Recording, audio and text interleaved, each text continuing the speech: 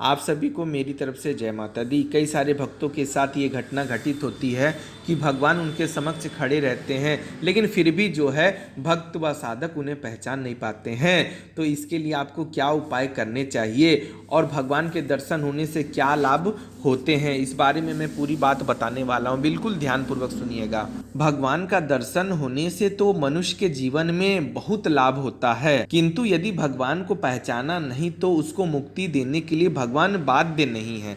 यानी अगर आप भगवान को पहचान नहीं पा रहे हैं तो आप अपनी मुक्ति के लिए भगवान को इल्जाम नहीं ठहरा सकते हैं।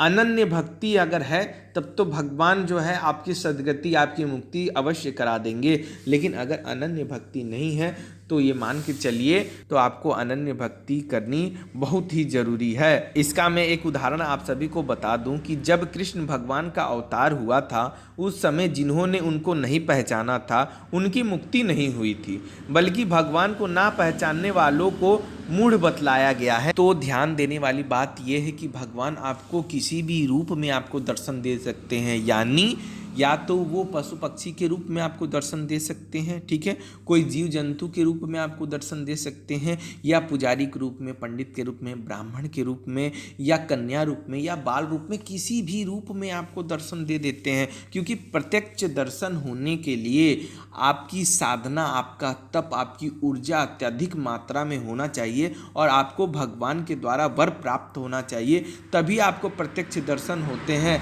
प्रत्यक्ष दर्शन करना सब साधक, सब भक्तों की बस की बात नहीं है, ये मैं आप सभी को बता दे रहा हूँ। हाँ, वो बात अलग है कि कई साधक ऐसे भी जाने गए हैं जो बहुत कम समय में भी भगवान के प्रत्यक्ष दर्शन किए हैं और करते भी हैं, लेकिन उन लोगों के अंदर इतना प्रेम होता है कि भगवान विवश होकर उनको दर्शन देते हैं। तो उतना प्रेम आपके अंदर भी होना चाहिए, तभी तो भगवान के दर्शन आपको होंगे।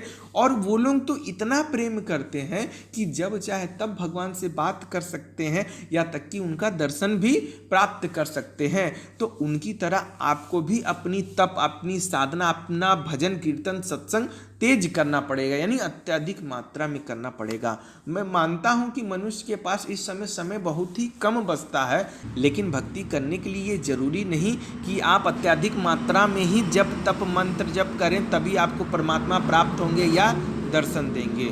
इसके लिए आपको सर्वोत्तम ये रहेगा कि कम ही समय सही, लेकिन आप जो भी भक्ति करें पूरे प्रेम से, पूरी श्रद्धा से, पूरी विश्वास के साथ आप भगवान का, अपने इष्ट का, अपने आराध्य का ध्यान, साधना, आरती इत्यादि करिए, तब आपको भगवान दर्शन देंगे। हाँ, ये बात जरूर है कि भगवान ने आपको कई बार दर्शन दिए होंगे, आप उन्हें पहचान नहीं पाए होंगे, तो इसका मैं आप सभी को उपाय बतलाने वाला हूँ, ध्यानपूर्वक सुनिएगा।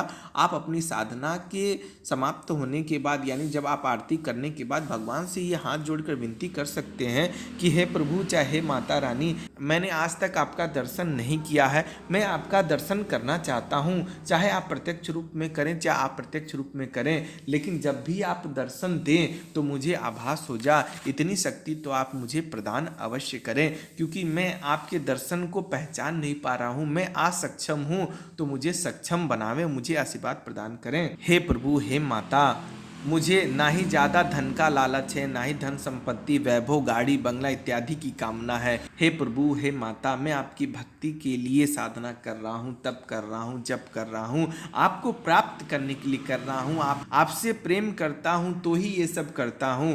तो हे प्रभु, चाहे हे माता, मुझे मेरे प्रेम के लिए ही सही, मेरी अधूरी भक्ति के लिए ही सही, लेकिन आप मुझे दर्शन दें, और जो भी त्रुटि मेरी ध्यान साधना मंत्र जप में रह जा रही हो उसके लिए मुझे ज्ञान प्राप्त कराएं, ताकि मैं वो गलती को सुधार कर सकूं। ऐसी भी प्रार्थना आपको साधना के अंत में करनी चाहिए, यानी आरती इत्यादि के बाद करनी चाहिए अपने इष्ट से, अपने आराध्य से। आपको भगवान से यही कहना है कि हे प्रभु, हे माता, मैं जो भी भक्ति करता हूँ सारी चीज़ आपको समर्पित है, क्योंकि निष्काम भाव से भक्ति करने वाले लोगों को ही जल्द परमात्मा प्राप्त होते हैं।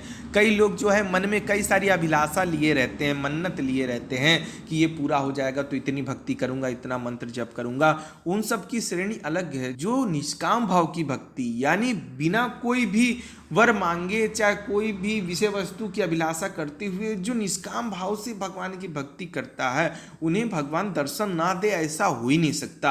आप ना पहचानते हो बात अलग है, लेकिन मैं आप सभी को बताया हूँ कि आप इतनी ऊर्जा, इतनी शक्ति मान लें कि जब भी दर्शन हो तो मुझे पता चल जाए, ऐसा आशीर्वाद प्रदान करें। ऐसी आप अपने इष्ट से प्रार्थना अवश्य करें, फिर देखिए आपको दर्शन होना तय है। अगर मेरे द्वारा दी गई जानकारी आप सभी को पसंद आई हो तो चैनल को सब्सक्राइब जरूर करिएगा। धन्यवाद। जय माता दी।